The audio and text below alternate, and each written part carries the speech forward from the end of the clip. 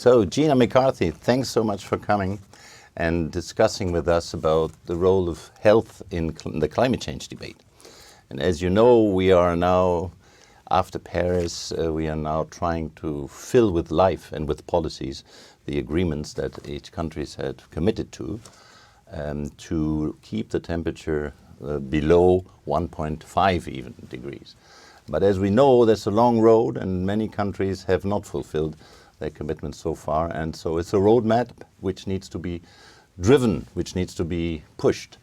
And the idea that we together had is that health could help here to motivate policymakers and to motivate citizens to change policies and to change and to implement them.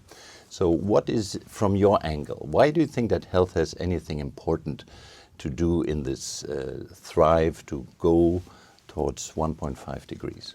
Well, Rainer, first of all, I'm so excited to be here because I think it's really important for people to understand the immediate need to take action on climate change. That's number one. And secondly, I want everybody in the U.S. and beyond to know that the United States is still in. We are still moving forward. And we are on actually not a bad trajectory. And we're still not out of Paris. That's where I am today, and I'm sticking to it no matter what.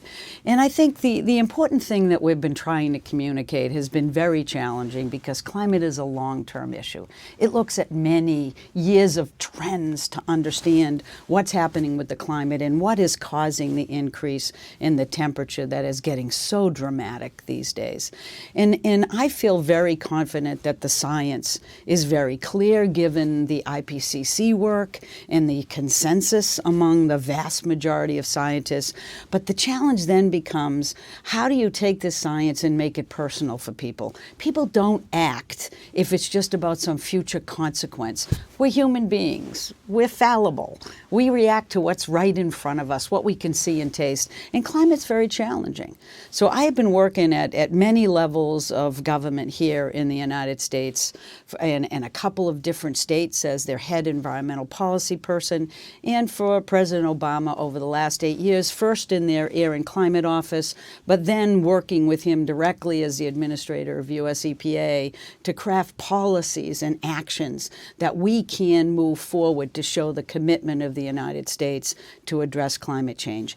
And I think the challenge that we face is that it's not only very difficult to see and taste and understand, but the issue of climate goes beyond political horizons. It's about asking people to pay attention to something that may benefit a future generation. But we have waited so long to act on climate, that's no longer a problem. As President Obama said, this is the first generation to feel the impacts of climate change and the last generation to do something about it. So we can see it, but we need to continue to make it personal. And what we've failed to do is to explain that climate change isn't about just some future problem, some problems with national security, which it is in the economic challenges we face, but it really is about your public health. So the term health is the human face of climate change is what you're saying. It's not only a slogan. Yeah.